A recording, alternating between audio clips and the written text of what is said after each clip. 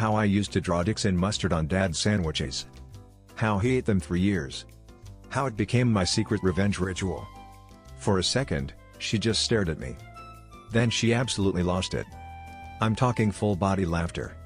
The kind where tears start forming. She had to hold the kitchen counter. I was laughing too, partly because it felt so absurd finally saying it out loud. But then she looked at me and said something that made it even better. She said, "I used to write mean stuff in his sandwiches too." I just stared at her. No way. No actual way. And then we both started laughing harder. Because apparently, pettiness really does run in the family. All those years, I thought I was the only one secretly fighting back in tiny harmless ways. Turns out my mom had found her own quiet rebellion too. And honestly, that made the whole story even more satisfying. It wasn't just revenge. It was survival. The little jokes. The tiny acts of rebellion. The private laughter. Sometimes that's how families make it through impossible situations.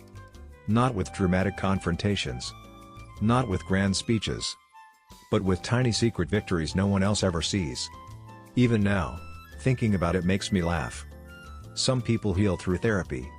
Some through distance. And apparently, in my family, some healing started with mustard. The real payoff wasn't him finding out. Honestly, it's funnier that he never did. The justice came years later, in that kitchen, laughing with my mom until we could barely breathe. For the first time, one of the darkest parts of our home life became something powerless. A joke? A memory? A story we controlled. And that laughter felt like freedom. Thought bubble emoji, reflective wrap-up. Sometimes revenge doesn't need to be destructive. Sometimes the most satisfying kind is the tiny secret act that helps you survive someone who wanted all the power. And sometimes karma tastes a lot like mustard.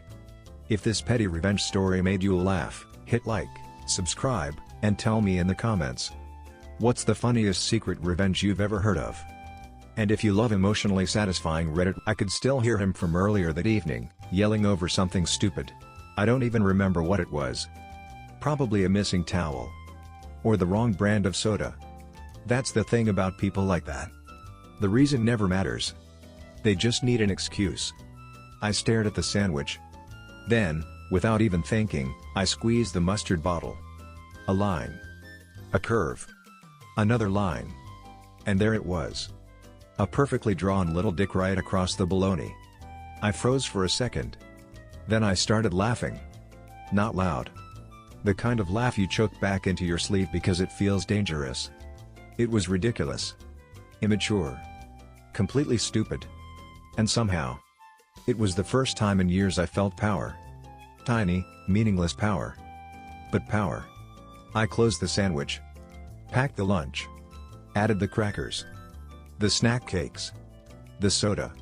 And sent him off the next morning like nothing happened. That whole day, I couldn't stop thinking about it. At school, during class, while pretending to take notes, I kept imagining him on some construction site lunch break. Sitting in his truck. Unwrapping the sandwich. Completely oblivious. Taking bite after bite. The image alone nearly made me lose it. And then he came home. Normal. No suspicion. No angry comments. Nothing. He never noticed.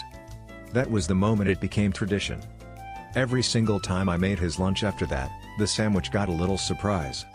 Sometimes it was obvious. Sometimes artistic. Sometimes I challenged myself to see how detailed I could make it before closing the bread. It became my private rebellion. My secret way of reclaiming a little dignity in a house where dignity was always being stolen from us. And honestly, the routine became therapeutic. Whenever he'd go on one of his tirades, complaining about money while controlling every dollar, insulting my mom after she worked herself to the bone, making everyone feel small, I'd almost look forward to the next time I packed lunch. Because I knew something he didn't. Tomorrow at noon, karma would be served on white bread. There was something deeply satisfying about how small the revenge was. He demanded perfection. Respect. Control. Meanwhile, he was unknowingly eating a mustard dick on rye. Well, white bread, but you get the point. Years passed. I got older. Moved out. Started building my own life. And with distance came perspective. I realized just how mentally unwell my father really was. It didn't excuse anything, but it explained the chaos, the tantrums, the need for control, the emotional instability. As a teenager, I didn't have the language for any of that. All I knew was anger and sandwiches. Fast forward to my 20s. I was sitting with my mom one afternoon, just casually talking about old family stories. The kind of conversa. My dad controlled everything in our house. The money, the mood, the peace. Every morning felt like walking through a minefield because one wrong move, one forgotten chore, one late lunch, one missing soda, and he'd explode. So one night, as an angry teenager trapped in a house ruled by tantrums, I found the smallest, pettiest way to fight back. And for years, he literally ate the evidence. If you've ever dealt with someone toxic who made your life miserable, hit that like button, subscribe, and stick around, because this revenge story is petty, hilarious, and way more satisfying than it has any right to be. Let's get into it. Open book emoji, full narrative script. People think abuse always leaves bruises. Sometimes it leaves silence. Sometimes it turns a home into a prison where everyone tiptoes around one person's moods. That was my father. He wasn't physical, but in every other way, he made life exhausting. Psychologically, verbally, emotionally, financially, he had a way of draining every ounce of peace out of the house. He treated our home like his kingdom, and the rest of us were just servants trying not to trigger the king. The worst part? My mom worked just as hard as he did. Actually harder. She had a full-time job, woke up before sunrise, got my siblings ready for school, handled the bills, cleaned the house, made dinner, and somehow still found the energy to keep everyone emotionally afloat. But my dad? He still expected royal treatment. One of his sacred demands was lunch. Every single morning, his lunch had to be packed perfectly. 2 bologna and cheese sandwiches. Mayo. Mustard. A couple of snack cakes. Crackers. And a soda. Simple. Routine. Non-negotiable. If it wasn't done right, the whole house would feel it. Doors slamming. Passive-aggressive comments. Long lectures about respect. The kind of tantrums that make kids go silent at breakfast.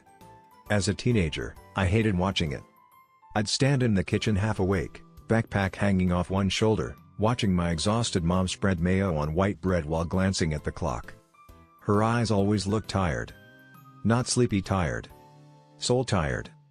The kind of tired that comes from years of walking on eggshells. Sometimes I helped her.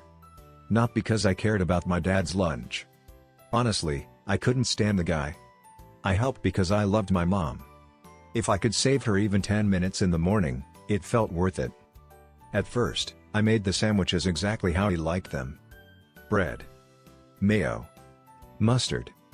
Bologna. Cheese. Another slice of bread. Done. But one night, something in me snapped. Not in a dramatic movie way. More like the slow burn of years of swallowed anger finally finding a crack. I remember standing in the kitchen under that dim yellow light. The whole house was quiet. Everyone asleep. I was alone with the bread, the mew,